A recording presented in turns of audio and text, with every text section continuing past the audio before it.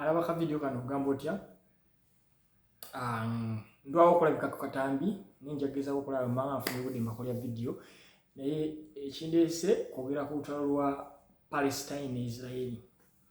Nafunye messages nyingi ku social media yange abambuuza kiki ekituufu ekyabaddewo kyekirwanya abayisirairi n'abapalestine. Abantu abasinga nno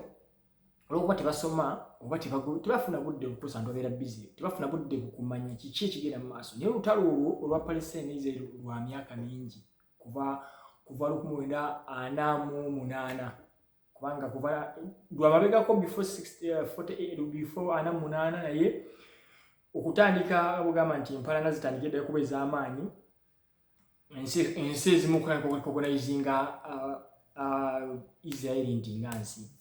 ate nga Abapalestine bagamba sinsi. Kati njagala nsooke mbawo ka history katono nnyo emabega bwe kyatandika omanye empalana weeva then bannyonnyola ki ekyabaddewo jjo lunaku z'omwezi nga 7 ogw'ekkumi ki ekyabaddewo lwaki kyabaddewo beerako tugende mu maaso. Kakati katandikire ku nkaayana ze balina oba lwaki abantu abo tebeeyagala. Era owulira nnyo bakugamba nti olina kugamba nti empalana gy'oguddewo ya Israel ne Palestine. Palestine ng'ensi history agamba nti before okubeera Israel ettaka eryo lyali lya Palestine. Ate ne Palestine okubeera okutuuka okuba enkaayana zibeewo ettaka eryo lyali liri oba ensi yali erulingibwa gye bayitanga Ottoman Empire. Ottoman Empire bana baki Abatake.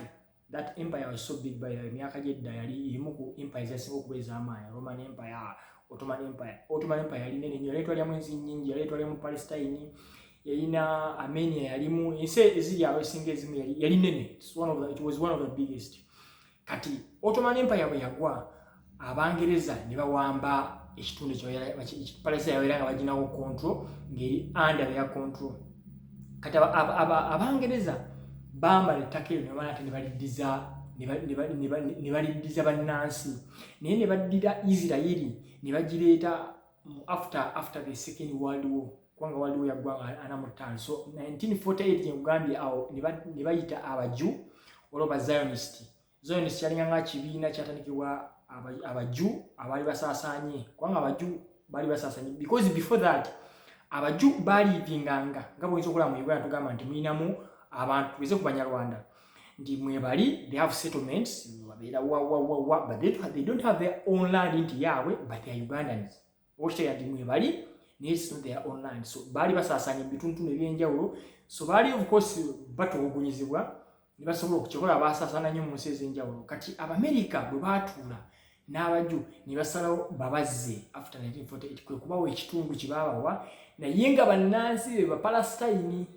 Awo njalo omuntu ategeere kiringa kuleeta ggwanga ly'abantu n'oliteeka mu Uganda n'oliwa ekifo n'oligamba nti wano wembatadde ne tugeze mu Buganda n'oleeta eggwanga erimu yonna gy'olijje n'ojja n'olituuza mu Uganda tugeze e Kampala n'obaga nti bawadde Kampala yaabwe.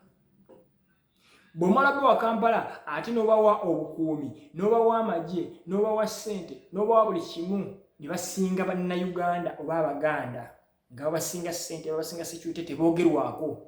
Kati Abayisirayiri batandika okukozesa obuyinza obwo bubi batandika okuba nga batta Abapalestine be bannansi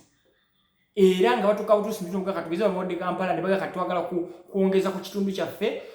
kati tugenda kulumba kibuga kino tugeze Kampala mu sente noga kati tugenda kulumba Nateete awo wonna abaddewo Abaganda oba eggwanga bwe batte they give you a chance if you want to go, if you don't want they come and they kill you. Bwadi bakola Palestine. Kati bwetegereza bwe mafunye chance kwa okizibu ky'okwedi okuba ebifaananyi ng'ebitwala obudde okweditinga video kintwala ebbanga lingi ate bintawanya mba njagala bwe nkunyumiza bwegenda ku Google okebere map oyo olabe before and after. Before 1948 and after 1948 okebere Palestine yali yenkana etya ne Palestine yenkana etya ng'ensi yasigazaawo kyenkana ki. Ojja kulaba nga Israel yesinga obunene kati kyokka ng'ensi yali y'Abapalestine. But how did they do that? They were beating people, they were killing people okufuna ettaka eryo. Tebalifunira ku mirembe oba kukkaanya Abapalestine tebakkiriza. Kati obuzibu baafuna abantu abo bonna actually n'Abaju bennyini abantu abo bano abasinga basiraamu Abapalestine basiraamu bali bakatuliki. Kati bwe baali bakola nga baawulamu okugabana buga nti Palestine n'Abayisirayiri ettaka eryo tebaligabanya kyenkanyi ate Abayisirayiri bagenda baliyongeza kubanga be bali balina obuyinza n'emmundu America ng'ebawagira up to now n'Abangereza kubanga Abaju before 1940 lwaki Abazungu baaliyo okufunira Abaju babazze Abaju mu 1945 Hitler yabatta nnyo obuzibu bwonna bwagabuga second world war almost yalinganga eri almost against yalinganga gye bakoze okutta Abaju Abayudaaya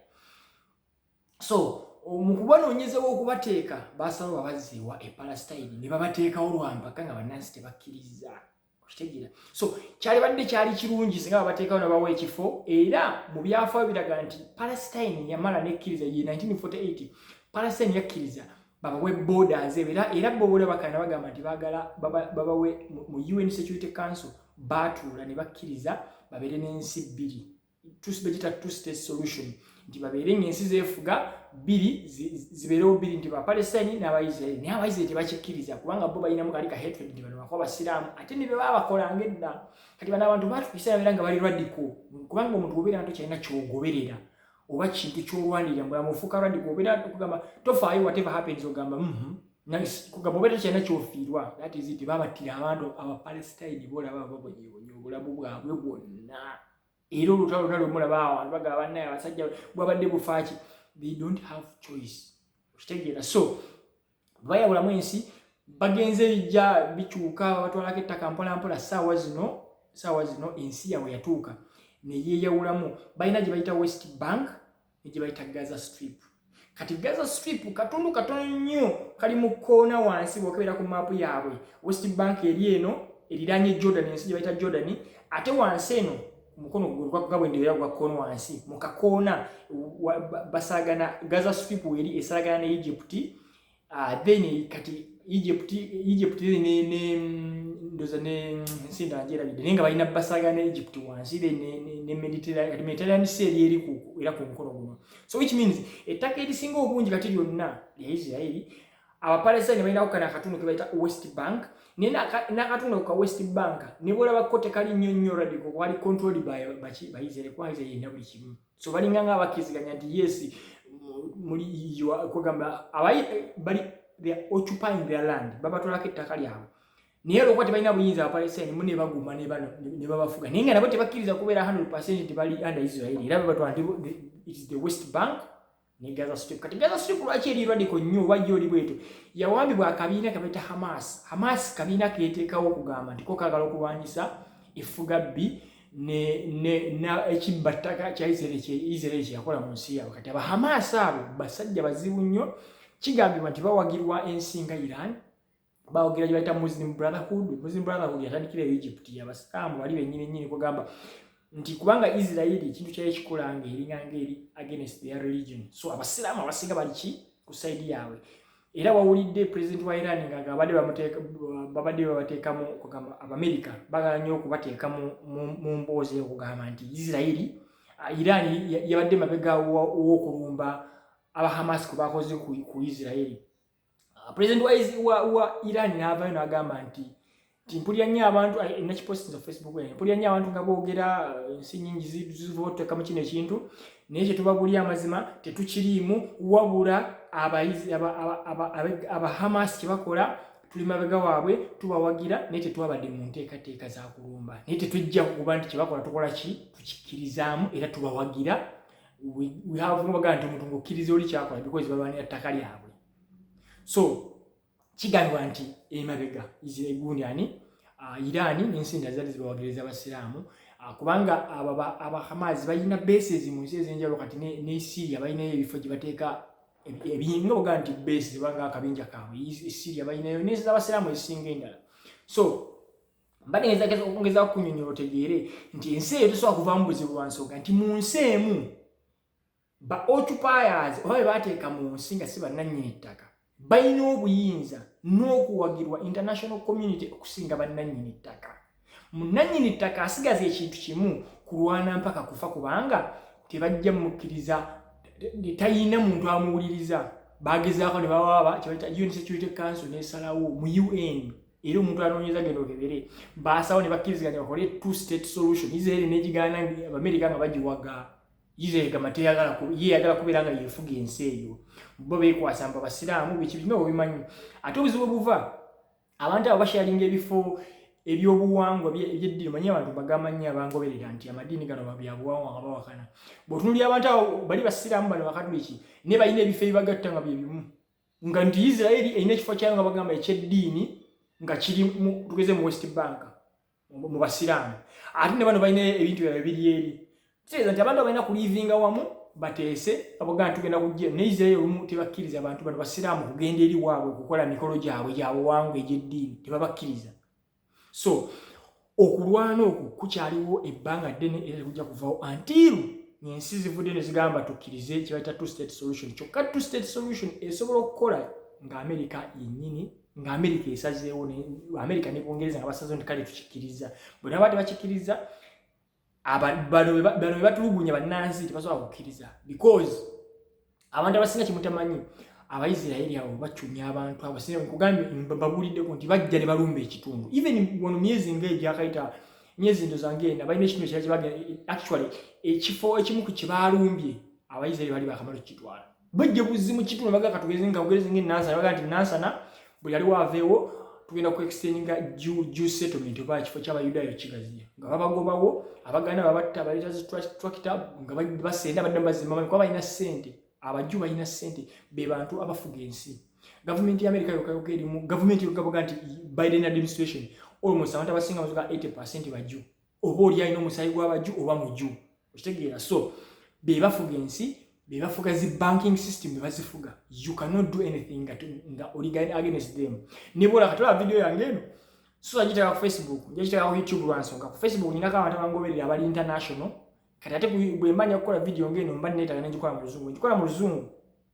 ebe jatuka mu bantu bangi you can have at any also funa obuzibu mu ngeri yo n'abajju abo ne bafuga ensi nyayo kugamba nti so ajita kyanyi njita ku Facebook amine ku YouTube anajiyo ku YouTube yasobola atagisobola akole kyagireke so nti mbadde nja kunyonya nti ekintu ekisobola kuvaawo kubanga America bawagira Israel Palestine abajiwagira bonna America balabe baayo ensi ezimu ezali badde ziyinza okwongeramu amaanyi kati nga Russia mukwano ayina enkolagana wakati wa Israel ne Palestine lwaki Israel nga bwe mbagambye nti Israel abajju abasinga bali mu USSR era kyovula osomye history nti Hitler yatanya abajju kubanga bwe yalumba omanyi nti yasinga kutta nnyo abantu mu USSR yalumba nnyo kubanga USSR wa Russia yensi yateekawo resistance okwemesa Hitler okuwamba ensi yali amaze it was the last part of the war so kati abarasha bafa nnyo why because bo baagaana okukkiriza okufa okutwala ensi yabwe kati bagirwanidde they fought baana bato bantu bakulu yatta abantu miliyoni nga 3 Hitler kati olwokuba abajju baali bangi the biggest community y'abajju is okuba yali esinga kuba mu USSR so era omuntu yenna yageza ko Israel omuntu alaba video najja kunjulira ojja kizola nti Israel osanga abantu bangi aboogera Russia nti bangamba kyo sina ko kafunoli yangamba nyamukwano yangamba nti butuka Israel ennimi ezikozesebwa nga bagoba ku airport kubako olwabo Oluyudaaya nekubera oluzungu no Russia is ennimi satu abarasha bangi so there is a relationship ya mind after second world war ngewedde abantu nga baga nti kwanga batandika okuyita abajju bakomyewo ewaabwe abaava wanirasha baali bangi nnyo so community y'abarasha y'amaanyi nnyo kati ate Palestine era ne wali abarasha nisi bangi naye ate Russia olw'okuba ekizibu kyeyina erina obuzibu nti Russia abamu tebakimanyi Russia yensi ejjudde amadini ag'enjawulo tuyina abachechini abasiraamu ddala bali babbondi ab'ekirevu kino weekiri bali bennyini era bw'otuuka obanga ali Saudi Arabia boogera Luwarabu okitegeera tuyina abatataara bali mu kibuga nga Kazandi basiraamu tuyina Habibu omumanyi ono yazannya UFC Java they are typical Muslims kati Russia tesobola kubeera mu conflict eri mu ddiini they cannot because ensi yabwe eri based on that and the strength oba amaanyi ga Russia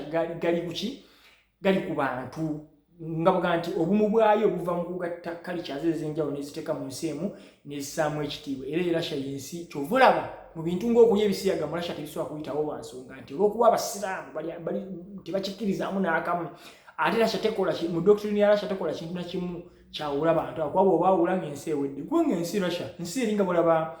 bagatta bugasima wanga ekisonte era si bonna nti ba Russia era bw'osanga mu kiki n'omubuuzi amuganda amugamba not Russian ushegera but they are under one country. So that's why it's called the Russian Federation. Russia mwebali nga buganda nti it is a tribe ne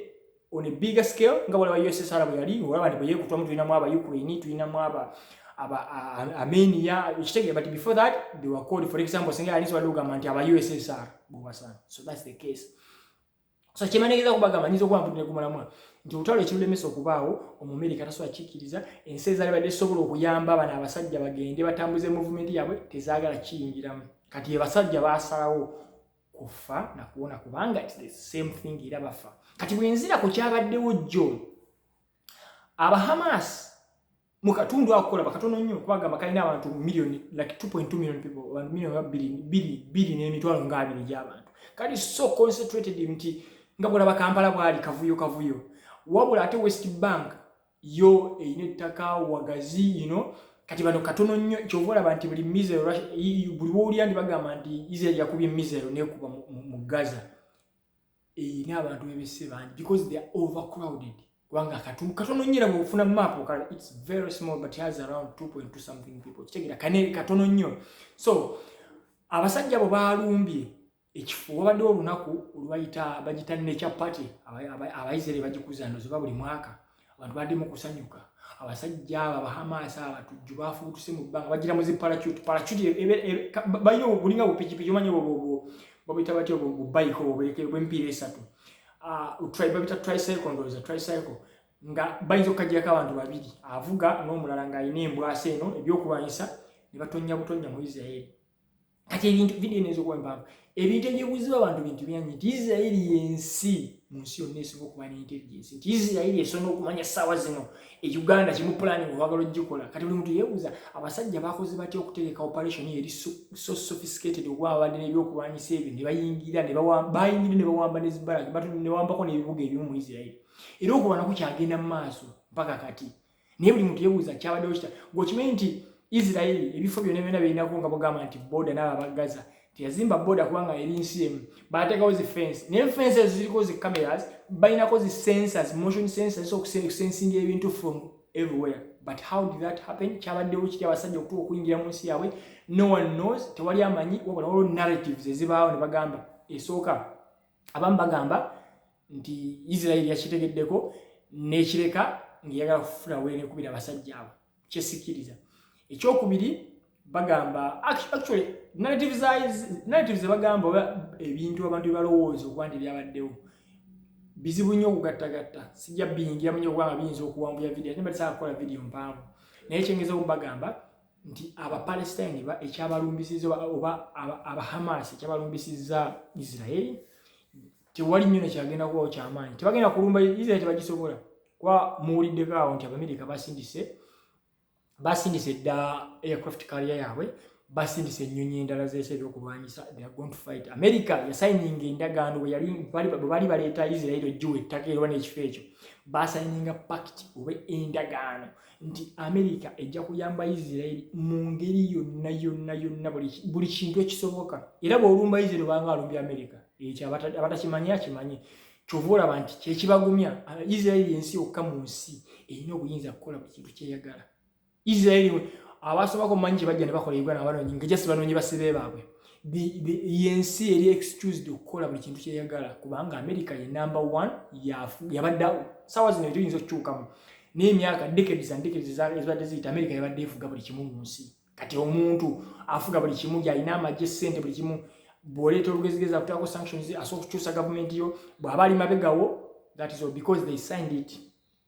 Tewali muntu asobola kukwata ku Israel kati Palestine kibakimanyi wabula what they did bayagadde kuteekawo mbeera kukyankalanya kubanga narrative gye bajja bagamako emu gye ndowooza nti ntuufu. Recently wabaddewo ekibadde kigenda mu maaso Saudi Arabia ne Israel badde bateesezza okukola babadde bamaze n'okukola endagaano nga bagenda kusayinga peace nga baga peace agreement banomalizinge oba baddemu okubeera bakolagana bulungi. Ekintu ekyo kigambibwa nti Iran ibadde tekifunamu kubanga Israel singa badde etegese ekolaganye ne Saudi Arabia Saudi Arabia badde esokutandika okubeera nga ebintu kati ng'amafuta bayamba okukolagana ne Israeli. Saudi Arabia Iran babagimazeeko amaanyi nti Iran yagala nnyo nga bano Israel ne Saudi Arabia tebakolagana kubanga Iran yekitwala nti Saudi muganda muki basiraamu. Israel bwekolagana ne bana basajja ebintu ebisinga byonna bagita batya Israel bebeyagala buli kimu beso kifuna kasebanga kwa Saudi Arabia. So kigambibwa kyekijjeyo kali nti Iran yinza okuba ekintu yakibaddemu naye ng'eri mabega because of his interest and to prove so olutalo bwe lwabaddeewo kubanga baali bakimanyi bumanya nti abasajja bano banaalumba Israel tesobola kusirika kati to prove so bakakasa nti kituufu era bwe kyawedde endagaano za leero oba eggulu Abasaudi Arabia bagambye baavudde mu ndagaano gye badde bakoze ne Israel okubeera nga bazizzaawo enkolagana kubanga ono Hamas musiraamu munnaabwe bwekitegeera nti pulaani yabadde nti Abamerika badde baagala kubanga Amerika diiro yagibrokaliza Abamerika badde baagala Saudi Arabia bwekolagana ne Israel babadde kibaddako okusabotaginga kye bayita BRICS mukimanyi eyo block gye bateekawo Brazil, Russia, India and China. Ensinyi zadde zijegaseemu kati Saudi Arabia yadde giyingiddemu kyokka ne Iran mwali. Ekitegeera Iran yayingidde, Saudi Arabia yagenda kuyingira oba yayingidde nayo. Kati ekintu ky'abazungu kibadde kibakolera bulungi lwa nsonga nti kigenda kukwata ku buzibu bwabwe bwa ssente. Nabagamba nti ssente yeefuga ensi. Amerika abadde lwaki abadde w'amaanyi. Amerika ssente ye ekozesebwa buli wamu. Ekozesebwa mu trade nti omuntu wa Uganda bwe yakutunda kintu kimu bw'otunda enkoko ng'ogitunda Kenya tosobola kuguza muna Kenya mu Kenya shillings oyagala $. Kati Amerika asigaze omulimu gumu kukola bukozi sente to print out money ye talina kireetaga kirala kati omuntu yenna asobola okukwata ku Amerika okubako ky'omukola ye muntu amulemesa ssente y'okutambula bw'atuuka ekiseera talina ssente yaziprinting agenda aba munafu nti Amerika ssaawa zino okimanyi nti tugeze Uganda muyina ekintu kyemulina mutunda oba kirombe waki America later body is simple because for them money is just a piece of paper. They just print it. Nakuwa sente natwale kintu kyokku kubanga bakitwadde bwerere. Akuwadde bwimpa natwale kintu kyekikalu. That's how they have been able yengejo ade basobola okubeera ng'ensi bagifuga. Bali batwale ebintu byaffe ku bwerere nti omusajja agenda nakukolera emmotoka. Obaki gonomuwa nakutwalako ekintu kyekikalu raw material. Ekintu ekikalu oba ensi n'abeera ng'aginako konto kubanga abakulembeze bonna bwe bateekako mu zino ensi zonna zibawamba bateekako omukulembeze ne bakontrolinga mineral resources z'olina gwe just impapula briefcase ya ssente bagikuwa kyokka ne ssente zo nga zidda waabwe which means all countries zibadde nga bagamba mubeera matwale g'Abamerika. So mu Amerika ekintu kyasookerako mu nsi obutazannyirako ye muntu ayingiramu ssente. So BRICS ekyagireeta block eyo ekyagiteesaawo kusobola kukendeeza ku hegemony oba wannakyemalira oba okubeera nga gwe wakibatya oba omuntu okubeera omu wekka mu Luganda ekigambo nkirabidde kitegedde kwegamba ennume emu mu kiraalo kitegeera kyekyaleesa BRICS eyo kati Amerika akimanyi so babadde baagala kuyitaawo kati kigambibwa nti Iran eyinza okuba yaziya planes eyo kaadi ate yamaze okuyitawo lwa nsonga nti kigenda kuddawo kubanga Saudi Arabia tasobola kuleka ng'otta abasiraamu banne ate nakolagana naawe. It doesn't make sense at all. So video ngoze mpanvu naye nga kyekyo olutalo si lwakugwa kati era Palestine terwinaamu okuba bagati okukola summary. Palestine terina kintu kyerufunamu oba ne Hamas okitegeera but it's all the same nti tebalina era babeera mu kubonaabona even before this babeera babatta Israel ekirabo kezi negenda nettabusi beesanze oba yawuliddeyo kantu baba bagambye waliwo omuyeekera gwe balabye awa Hamas balina bamule bamusuubira mu katundu kano Israel bwe manyi omuntu gweze nti gweze ali nansana kamugereze mu katale k'owino nti balabyeko omusajja owa Hamas mu kifo bwekiti nga tebamunoonya what they do bakuwako bibbomu mu katundu ako kubanza okuba area square kilometer nga 2 bakimanya nti awajja muttirawo bwe balipotinga omuntu ogwo nti bassegundi lead of biki mu Hamas naye nga battidde abantu babujja so it's all the same. So yabadde nga bait bakozesa bana ba Hamas bakyankalanye embeera Amerika Saudi Arabia ejjewo enkolagana yaabwe ne Israel ekola ki kubeerawo. Nobole kola video bwe unafuna akadde video no begendeyo bulungi njafuna akadde ngamba wa update ku bintu ebiva mu geopolitics oba politics etoola mu nsi yonna ebigenda mu maaso naddala ku ntalo geopolitics ebintu egamba nze ni muntu ayagala ennyo ba specializing ennyo mu bintu bifa around the world okitegeera. So mbagala nnyo ngere bulungi n'erinnya Black Joe ngenda dijjaka abasajja babo Abayisirayiri balaba abo basajja bazibu nnyo temubepangirangako bazibu nnyo nze nali etuwa tumusenda nnyo kigendo kyabo muba mbagala just mugaba for fun naye biyinza okundeetera obuzibu obusajja buyinza okunkwata kuba obutujju nabo omanye obusajja obutujju obwo bwe bacunya bambi tebukyalina kyakkola. The only way out kukwata nabo ne bwako kikola kibwekolera. Mbagala nnyo mubeere bulungi. Video eno gisharinge omuntu abatamanyi kigenda mu maaso. Nyumirwa nnyo nga ndabye comment ng'olina ky'ombuuza oba onneebaza ate sinziramu ku maanyi nange nsobola okukola video naddala omuntu nga onyumirwa byenkuba oyinza okuba tonyumirwa tis fine nnyo omuntu anyumirwa video olina ogirikinga olina okukomentingayo kino ekimu at least oba tolina kibuuzo nonneebaza nange nenfuna amaanyi kuba video eno nkola ya bwere sifuna ssente. Video fona waffe Russia tetulina monetization into video wagiraba ennyo ofuna ssente tetulina kyetufuna. So mbagala nnyo mubeere bulungi mwera.